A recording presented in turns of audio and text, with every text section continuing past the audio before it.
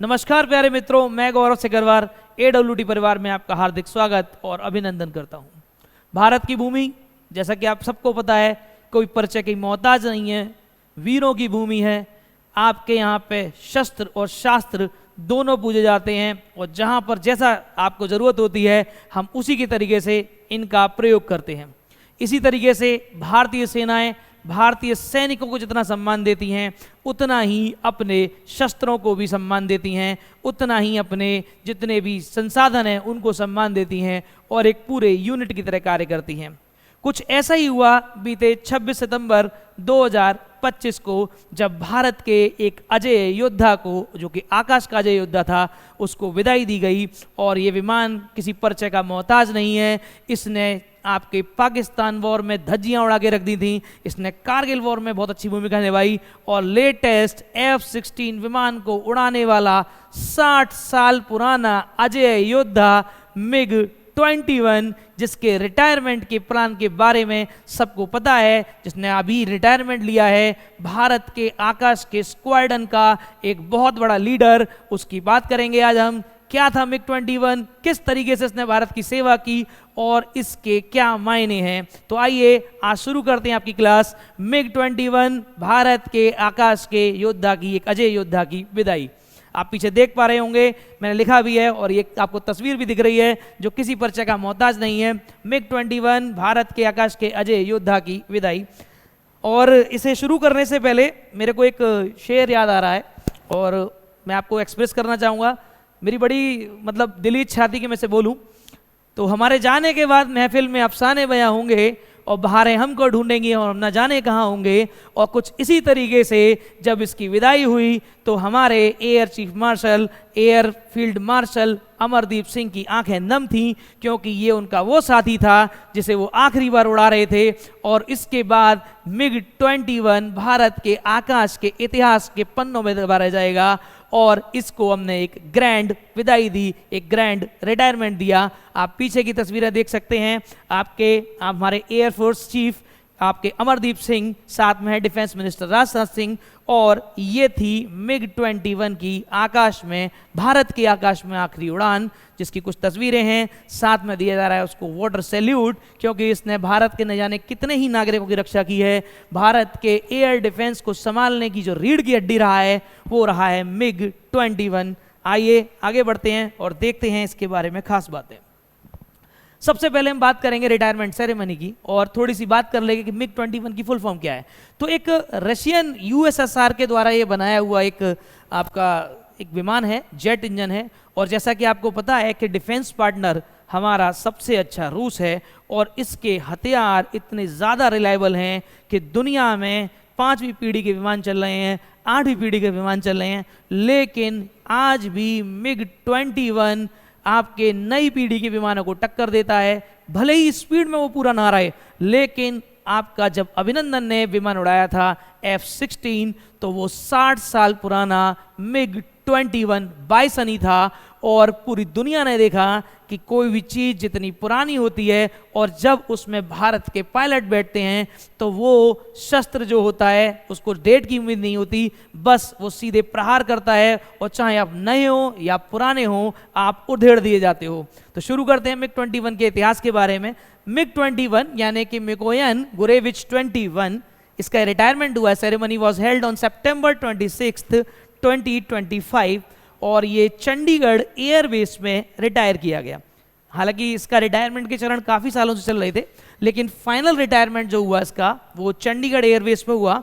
और current affairs के लिहाज से, कंपटीशन के लिहाज से ये चीज़ बहुत ज़्यादा इंपॉर्टेंट हो जाती है कि MiG-21 की आखिरी उड़ान यानी कि उसका रिटायरमेंट 26 सितंबर 2025 को हुआ और चंडीगढ़ एयर बेस पे हुआ। Defence minister Shri Rajnath Singh, air chief marshal mister Amarpreet Singh and top officials were present at that time, यानी कि उस सब में इंडियन एयरफोर्स के उच्च अधिकारी, साथ में डिफेंस मिनिस्टर हमारे रक्षा मंत्री राजनाथ सिंह उस समय मौजूद थे।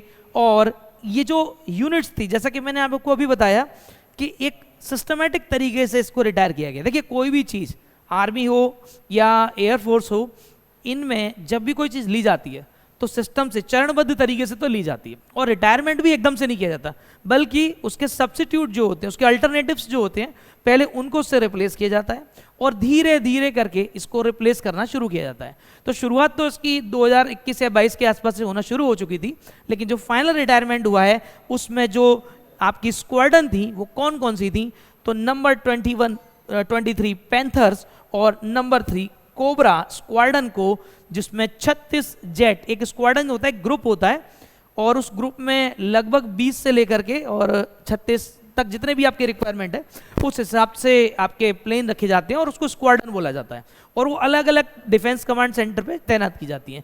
तो वही डिफेंस कमांड सेंटर था नंबर 23 पैंथर्स और नंबर 3 कोबरा। इस स्क्वाड्रन में जो 36 जेट ऑपरेट हो रहे थे, इनको हमने फाइनल रिटायरमेंट दिया है और इनको डीकमीशन कर दिया गया है। मतलब कि ये अब भारत के आकाश में ऑफिशियली रक्षा के मामले में नहीं उड़ेंगे, बल्कि एक ऑफिशियल, जैसे कि कोई व्यक्ति रिटायर होता है ना अपनी जॉब से, ऐसे इनको रिटायर कर दिया गया है। आइए देखते हैं आगे इसके बारे में। History of MiG 21। देखिए, वैसे तो मुझे लगता है कि जो समझदार व्यक्ति हैं, जो देश की रक्षा प्रणाली पे जानकारी रखते हैं, उनके लिए मिग 21 किसी परिचय का मोहताज नहीं है।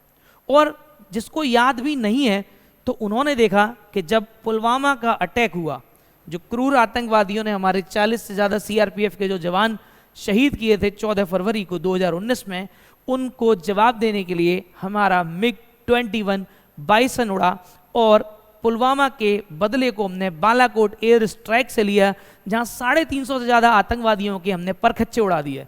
यानी कि उनको जन्नत और जहन्नुम नसीब ही नहीं हो सकता था, क्योंकि उनके टुकड़े भी किसी को देखने को नहीं मिले। और इसके बाद जब पाकिस्तान ने रिटेलिएट किया और अमेरिका के मांगे हुए, अमेरिका से भीख में लिए हुए जो F-16 विमान थे, उनको लेकर के उड़े। देखिए, चीज़ अच्छी होने से बढ़िया नहीं होता है, चीज़ को चलाने वाला कौन है, आप समझिए। अगर आप किसी गधे के नाल ठुकवा दें तो वो घोड़ा नहीं बन सकता, ठीक वही सब पाकिस्तान के लोगों का भी है। ये वो गधे हैं कि इनको नाल भी ठुकवा दी जाएगी ना, तो ये घोड़े की तरह काम नहीं कर सकते। मान सकते हो कि ये घोड़े हैं। लेके उड़ गए F-16 का विमान, F-16 का विमान लेके उड़े, लग रहा था लेटेस्ट टेक्नोलॉजी है। मिग 21 बाइसन 60 साल पुराना विमान है, क्या ही टक्कर ले लेगा। और देखा जाए तो सही भी है, एक तरफ आपकी दिख रही है यामा RX यामा की गाड़ी, और एक तरफ दिख रहा है आपको 20 साल पुराना स्कूटर। टक्कर तो थी नहीं, लेकिन जो पायलट थे ना, वो भारत के थे। ये भूल चुके थे और इनको पता नहीं है कि भारत के पायलट पूरी दुनिया में इतने तगड़े युद्धाभ्यास करते हैं कि वहाँ उन्हें टॉप रेटिंग दी जाती है।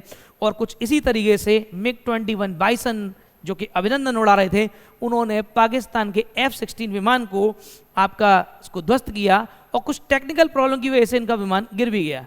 लेकिन आपने, पूरी दुनिया ने देखा उस भारत के वीर को, जब वो पाकिस्तान की धरती पे गिरा, धरती पे उतरा, तो उसके आंखों में जरा भी डर नहीं था।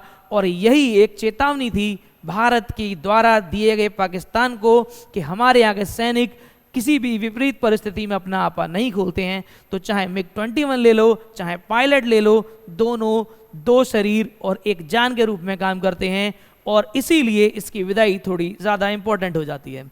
आगे बढ़ते हैं, देखते हैं किस तरह से काम किया। तो देखिए, 62 की जब लड़ाई हुई तो लोग कहते हैं अरे तुम तो 62 की लड़ाई हार चुके हो। देखिए, 62 की लड़ाई तक हमारे यहाँ की स्थिति परिस्थिति थोड़ी अलग थी। देश उस समय कई सारी समस्याओं से जूझ रहा था। देश में भुखमरी की स्थिति थी, गरीबी बहुत अपने चरम पे थी। साथ में हम जब आज़ाद किए गए थे तो हमारे पास उतना डिफेंस स्ट्रांग नहीं था, लेकिन फिर भी भारतीय को जज्बा था कि हम 48 से लड़ते आ रहे थे, बाकी देश के अंदर के मैटर को सॉल्व कर रहे थे, और इधर दुश्मन हम पर तुरंत चढ़ाई कर देता है। चाइना उस समय तक बहुत मजबूत था, डिफेंस के मामले में भी, और भी चीज़ों के मामले में, टेक्नोलॉजी के मामले में बहुत मजबूत था, लेकिन फिर भी हम डट के सामना कर रहे थे, और उसको उतना हमने नहीं जीतने दिया जितना कि वो डिजर्व करता था। और रेजांगला की लड़ाई जो थी वो किसी भी परिचय का मोहताज नहीं है, जहां पर 110 भारत के जवानों ने लगभग 1200 से ज़्यादा चीनी सैनिकों को मार दिया था। लेकिन उसके बाद भारत में चर्चाएं हुई कि भारत के एयर डिफेंस सिस्टम को सुधारना भी बहुत बड़ी बात है, और भारत की डिफेंस प्रणाली को सुधारना आपके लिए इसलिए भी जरूरी होता है क्योंकि अब हमारे पड़ोस में 2 दुश्मन देश थे, और इसीलिए भारत ने तुरंत हमारे सबसे मजबूत दोस्त, हमारे रक्षा पार्टनर USSR, जो कि इस समय रूस के नाम से जाना जाता है, उसको सहयोग के लिए अपील की, और भारत को उन्होंने 1963 में अपना सबसे पहला एक MiG-21 दिया और ये इंडियन एयरफोर्स में प्रीमियर इंटरसेप्टर के रूप में काम कर रहा है, मतलब एक टोही विमान के रूप में काम करता था। ये अटैकिंग मोड में नहीं था, लेकिन ये था कि ये जानकारी जुटा सकता था। उसके बाद इसने कहाँ पे रोल अपनाया? दुश्मन अभी भी अपने विमानों को लेकर के ओवर कॉन्फिडेंस में था। जैसा कि मैंने अभी आपको कहा कि गधा नाल ठुकवाने के बाद घोड़ा नहीं बन जाता है, ठीक उसी तरीके से 65 की वार में जब पाकिस्तान से हमारी लड़ाई हुई, ये वो वॉर थी जब लाल बहादुर शास्त्री जी ने जय जवान जय किसान का नारा दिया था।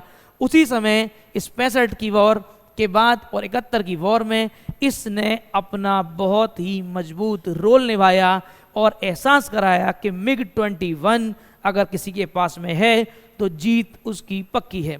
लास्ट में इन्होंने 1999 कारगिल के कॉन्फ्लिक्ट में भी इसने बहुत अच्छा भाग लिया।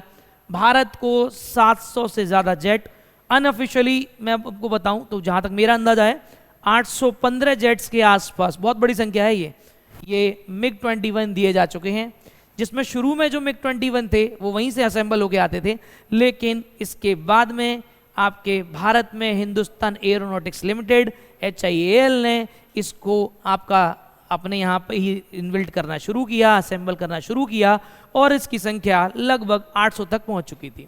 ये सबसे पहले सोवियत यूनियन के द्वारा, जैसे कि मैंने अभी आपको बताया, वहीं से तैयार किए गए थे। और अपग्रेडेड वर्जन इसका क्या था वो समझिएगा, क्योंकि 60 साल पुराना विमान है, कोई भी गाड़ी आप सर्विस करते हैं अपडेट तो करनी पड़ती है आपको, तो इस विमान को भी अपग्रेड किया गया और इसका जो लेटेस्ट वर्जन था वो था MiG-21 बाइसन। यानी कि हमने शुरुआत की थी इंटरसेप्टर से और इसको लाते लाते हम ले आए MiG-21 बाइसन के साथ।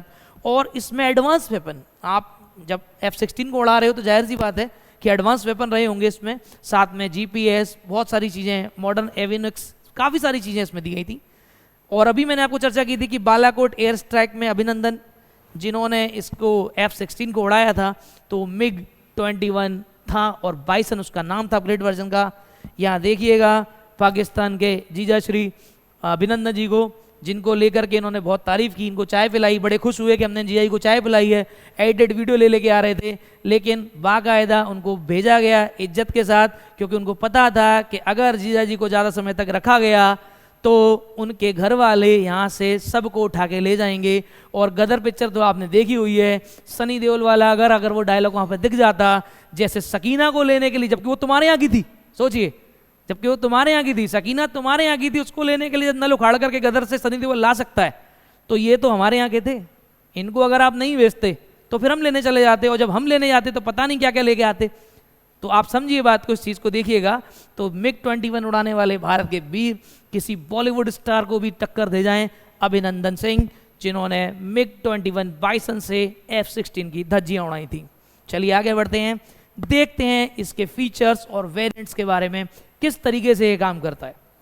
तो बड़ा ही गजब का विमान है, सिंगल सीट है, सिंगल इंजन है, आपका single seat single engine jet है। ये जेट एक तकनीक होती है जिसमें आपका एयर एग्जॉस्ट की जाती है और उसके बाद विमान जो है वो उड़ता है, लेकिन जेट तकनीक जो है वो काफ़ी तेज़ है, वो आपकी जो आवाज़ की गति है उसको भी पार कर जाता है। ये नई पीढ़ी के विमान है और इनमें ये इंजन टेक्निक बहुत ज़्यादा काम कर रही है।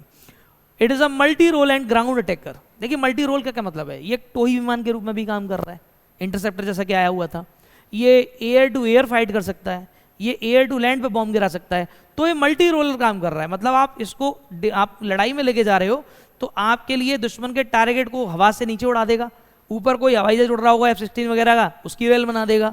तो ये मल्टी रोल आपका फाइटर जेट है। और मैंने जैसा कि आपको बताया था कि वेरिएंट्स कौन कौन से आए, तो सबसे पहले टाइप 77 वेरिएंट आया जो कि फर्स्ट वर्जन था, जो कि इंटरसेप्टर के रूप में काम कर रहा था। 1963 में इसको हमने अपने यहाँ पे अपॉइंट किया था, कमीशन किया था। उसके बाद टाइप 19 आया, थोड़ा सा ज़्यादा एडवांस वर्जन हुआ। फिर MiG-21 22 आया, इसमें रडार सिस्टम दिया गया, आपका अटैकिंग की जो मिसाइल हैं जो अपग्रेड की गई वो मिसाइलें इसमें डाली गई, और MiG-21 22 नाम से ये आया। और इसी 22 का बाइसन आया जो कि था MiG-21 बाइसन, और ये हमारा लेटेस्ट और अपग्रेडेड वर्जन था जिसमें laser guided missile, multi role के ऑप्शन। इसकी रेंज जो थी पहले 800 किलोमीटर थी, जिसकी रेंज को इसने बढ़ा करके 1000 किलोमीटर का किया, और जो उसकी टॉप स्पीड थी वो आपकी निकली 2229 किलोमीटर पर आवर की, यानी कि 2229 किलोमीटर पर आवर की स्पीड से चलता है। देखिए आकाश के इस चीते को, और देखने पे आपको उसका लुक एकदम ऐसा लग रहा होगा आपको जैसे कि मतलब आपका ही खुद का मन कर जाएगा कि इसको उड़ाने बैठ जाएं। और आप भी उड़ा सकते हो, अगर आप पढ़ाई करोगे, अच्छे से नंबर लेके आओगे, तो हो सकता है कि भविष्य में आप भी यहाँ सेलेक्ट होकर के इसको उड़ा सकें। तो अपने जोश को हाई रखिएगा, अपने देश के बारे में सोचते रहिए, अपने करियर के बारे में सोचते रहिएगा। आगे देखिए, कॉज फॉर रिटायरमेंट, क्या थे रिटायरमेंट? तो देखिए हर चीज़ की अपनी एक अच्छी बात होती है, लेकिन कुछ चीज़ें ऐसी भी होती हैं जहाँ एक समय के साथ आपको परिवर्तन लाना बहुत ज़रूरी होता है। और मिग 21 के संग भी कुछ इस तरह की चीज़ें हुई। देखिए आप भले ही उसको अपग्रेड करते रहें, लेकिन कभी कभी कुछ चीज़ों में अपग्रेडेशन लेना ज़रूरी है। तो क्या हुआ, despite upgrades engine reliability and remained a concern cause numerous accident. सबसे बड़ी प्रॉब्लम ये थी इसके संग कि आने वाले कुछ टाइम में 2010 से ले, अगर 2010 से लें तो 2010 से लेकर के 2025 के बीच में लगभग 15 साल में इसके बहुत ज़्यादा एक्सीडेंट हुए, एयर एक्सीडेंट बहुत ज़्यादा हुए। और उसकी वजह से दिक्कत ये हुई कि 500 क्रैश हुए हैं इसके। वैसे तो 10 से लेकर के 25 में कुछ ज़्यादा हुए हैं, लेकिन जब से ये विमान लिया गया, जिसमें कुछ युद्ध भी हुए होंगे और भी चीज़ें हुई होंगी, तो इसके 500 क्रैश हुए 60 साल के अंदर अंदर। और हमारे भारत के 170 वीर सपूत, 170 पायलट जो थे वो शहीद हुए। ये कोई छोटी मोटी संख्या नहीं है। 170 पायलट को बनाना मतलब देश के 170 हीरे चुनना, उनको ट्रेंड करना और उनको इतनी मेहनत से बनाना और फिर उनका चले जाना देश के लिए बहुत बड़ा नुकसान है। आप खुद मानिए, अगर पायलट ही नहीं होंगे तो प्लेन कौन उड़ाएगा? इसीलिए ये एक बहुत बड़ी संख्या थी, जिसकी वजह से मिग 21 को फ्लाइंग कॉफिन के नाम से भी बदनाम किया जाने लगा। और लोग इस तरह से बातें करने लगे कि भैया ये तो आकाश में उड़ता हुआ ताबूत है, और इसमें जो बैठेगा या इसको जो उड़ाएगा वो शहीद हो जाएगा या फिर मारा जाएगा। चलिए ये तो एक बदनामी वाली बात हो गई, लेकिन फिर भी इसकी अच्छाइयों को दबाने के लिए लोगों ने इसको ओवर हाइप करना शुरू किया कि भाई ये तो एक उड़ता हुआ ताबूत है, क्योंकि उनको पता था कि जब तक हम इसकी बुराई नहीं करेंगे तब तक नई चीज़ें मार्केट में नहीं आ पाएंगी। फिर भी आगे देखते हैं कि क्या क्या हुआ था, किस किस तरीके की प्रॉब्लम हुई थी। तो जैसा कि मैंने आपको बताया अभी कि 20 एक्सीडेंट जो थे वो लगभग 2010 से 25 के बीच में हुए। इसीलिए इसको चेंज करने पे, इसको अपग्रेड नहीं, इसको चेंज करने पे ज़्यादा जोर दिया जाने लगा। 2023 की बात करें, 2023 की बात करें, तो राजस्थान में ये गिरा जहां हमारे 3 सिविलियन मारे गए। और देखिए ये भी चीज़ आपको समझनी होगी, पायलट कभी नहीं चाहता कि उसकी वजह से कोई सिविलियन शहीद हो। और देखा गया है ये जो 170 पायलट मारे भी गए हैं, इनमें ज़्यादातर केस उस तरीके के आए हैं कि विमान जो था वो सिविलियन एरिया में घूम रहा था और चाहता पायलट तो अपने आप को इंजेक्ट कर लेता और वो बाहर निकल जाता इंजेक्ट करके, लेकिन उसने अपने आप को बाहर नहीं निकाला, क्योंकि अगर विमान सिविलियन एरिया में गिरेगा तो न जाने कितने ही मासूम लोगों की जान चली जाएगी। तो ये भारत के वीरों की खास बात रही है कि अपने प्राणों की आहुति देकर भी, चाहे युद्ध हो या शांति का समय हो, वो हमारे नागरिकों को बचाते रहे हैं। लेकिन कभी कभी दुर्घटना हो जाती हैं, और कुछ इसी तरह की दुर्घटना जब हुई तो 3 सिविलियन जो थे जो कि उस हादसे में मारे गए। 2022 में एक ट्रेनर विमान गिरा जहां हमारे 2 पायलट जो थे मार्टायर्ड हुए, यानी कि शहीद हुए। 2021 में 5 एक्सीडेंट हुए थे और 3 पायलट्स हमारे यहाँ पे शहीद हुए, जो कि बहुत दुख की बात है। और इसी को ध्यान में रखते हुए सरकार ने इसको चेंज करने पे या इसको डिकमीशन करने पे काम शुरू कर दिया। अब बात यह है कि current fighters squadron strength and state strategic concern क्या थे। जब इतनी घटनाएं हो रही थी और ये 62 साल पुराना हो चुका है, तो उसको चेंज क्यों नहीं किया जा रहा था? तो देखिए भारत के संग प्रॉब्लम कई सारी हैं। दिक्कत ये है कि देश जो है वो 2 जगह से दुश्मनों से घिरा हुआ है, 2 पड़ोसी देश, और दोनों ही परमाणु शक्ति संपन्न देश हैं। आप ये भी नहीं कह सकते कि कोई एक भी देश वैसा हो। और हालांकि भारत भी परमाणु शक्ति संपन्न है, लेकिन अपने नागरिकों की रक्षा भी एक जरूरी चीज़ है। तो यहाँ पे दिक्कत ये थी कि हम 2 फ्रंट पे लड़ाई कर रहे हैं, 2 फ्रंट से जूझ रहे हैं। हमारे संग दिक्कत ये, और मिग 21 जो एक बहुत बड़ी स्क्वाड्रन अपने साथ लेके चलता था। और इसमें क्या था, देखिए आपका अगर देखें तो हमारी जो स्ट्रेंथ है इसके जाने के बाद 29 रह गई, 29, जबकि होनी चाहिए आपकी स्क्वाड्रन 42। देखिए कितना बड़ा अंतर आया। इसके जाने से हमारी जो स्क्वाड्रन है वो 42 से 29 पे आगे रह गई। मान लीजिए किसी स्टाफ में 42 लोग काम कर रहे हों और उनका एक साथ रिटायरमेंट हो जाए और वो मात्र 29 लोग रह जाएं, तो स्टाफ पे वर्किंग लोड बहुत ज़्यादा बढ़ जाएगा। लेकिन ये वर्किंग लोड नहीं है, ये तो डिफेंस लोड है, तो इसकी भी बड़ी प्रॉब्लम थी, क्योंकि हम 2 फ्रंट वार लड़ रहे हैं। अभी आपको मैंने बताया कि चीन और पाकिस्तान से हम लड़ते रहते हैं, ठीक है ना। तो दुश्मन का दुश्मन दोस्त होता है, तो इन दोनों की दोस्ती किसी छिपी हुई नहीं है। तो चीन और पाकिस्तान से हम यहाँ पे लड़ रहे थे। दूसरी बात, पाकिस्तान के पास में स्क्वाड्रन देखिए, पाकिस्तान की फील्ड पे स्क्वाड्रन चलती है 20 से 25 स्क्वाड्रन, और जबकि चाइना पे कितनी 60 स्क्वाड्रन है। तो अब आप एक अंदाज़ा लगाइए कि हमारे संग दिक्कत कितनी है। एयर डिफेंस को कंट्रोल करना, उसको चलाना और भारत को बचा के रखना एक बहुत बड़ी चुनौती है, जिसे एयरफोर्स बखूबी निभा रही है इतने कम स्क्वाड्रन के साथ भी। साथ में एक प्रॉब्लम और है जिसका रिप्लेसमेंट जल्दी जल्दी क्यों किया जा रहा है। देखिए MiG-29 अपग्रेडेड था, जैगुआर, फिर आपका मिराज 2000, ये सब भी 2035 तक रिटायर होने हैं। और ये कोई कार, एक्टिवा या स्कूटर नहीं है जो गए और आपने खरीदा और ले आए। जब आप डिफेंस में कोई चीज़ शामिल करते हो तो उसके हर पहलू पे ध्यान दिया जाता है, एक छोटी से छोटी चीज़ को नोटिस किया जाता है, और इन डील्स को करने में सालों लग जाते हैं। अब आप अंदाजा लगाइए कि तेजस को अब हम लेके आए हैं, और जबकि तेजस की जो मतलब शुरुआत की थी वो अटल बिहारी वाजपेयी की सरकार ने की थी, लगभग 2002 से 5 के बीच में इसकी बात चल रही थी, और 20 साल बाद ये धीरे धीरे करके आ रहा है।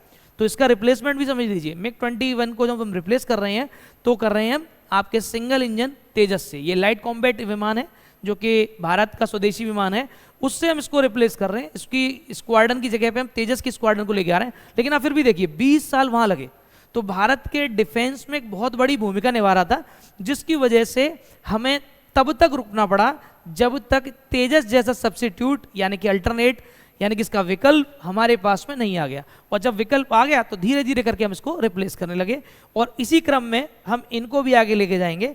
और ये जो स्ट्रेटेजिक डिक्लाइन है, ये भारत के एयर डिफेंस के लिए बहुत बड़ी चुनौती था, जिसको आप इसको हटा रहे हैं, और इसी कारण इसको रिटायर करने में थोड़ा सा समय लगा। लेकिन अब बात आती है कि modernisation and air defence system, क्या भारत को इतनी कमी के बाद भी, और अब आपने देखा कि ऑपरेशन सिंदूर जब हुआ और उसके बाद पाकिस्तान ने रिटेलिएट किया, और इतनी कम स्क्वाड्रन होने के बाद भी भारत ने अपने आप को कैसे संभाला और किस तरीके से देश की रक्षा की, तो उसके बारे में आपको बताना चाहूँगा।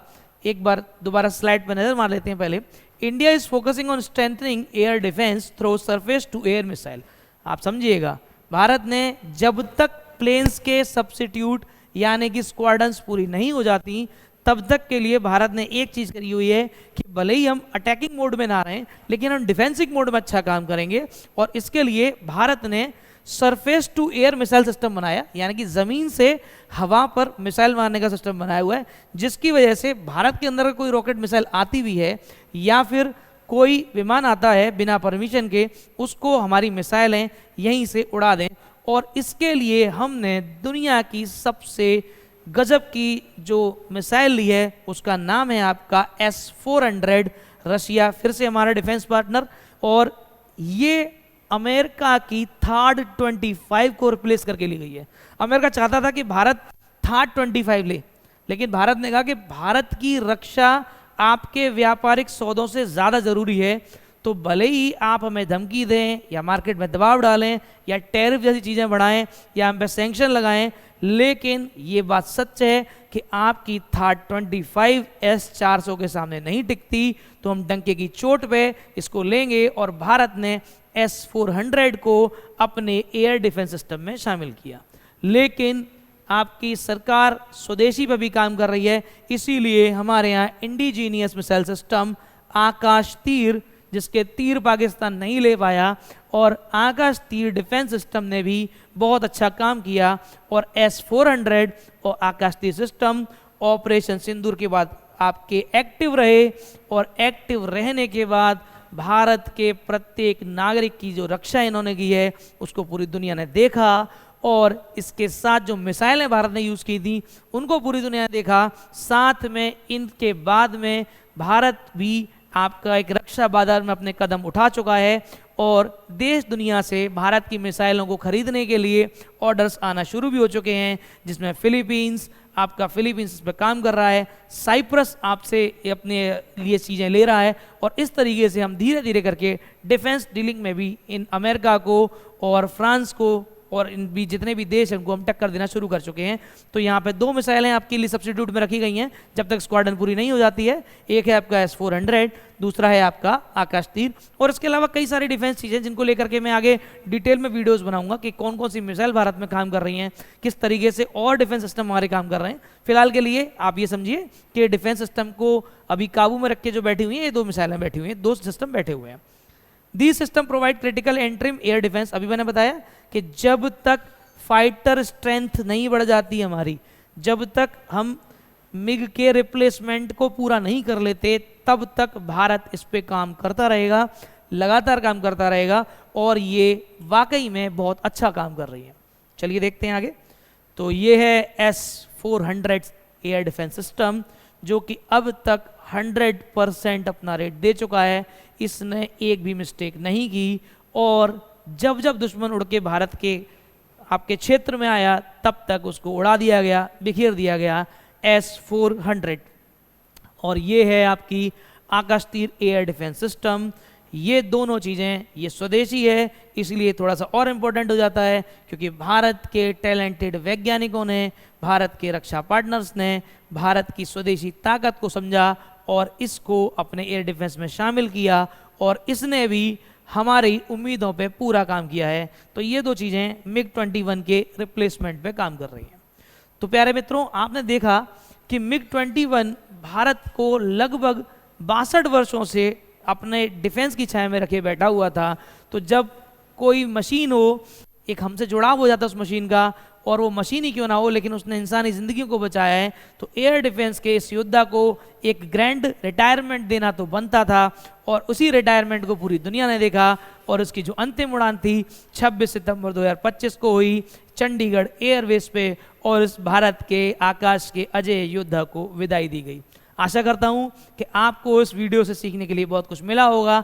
आपके लिए इस तरह की वीडियोस AWT परिवार पर लगातार आती रहेंगी। मैं और मेरे सहयोगी आपके लिए लगातार नए नए कंटेंट लाते रहेंगे।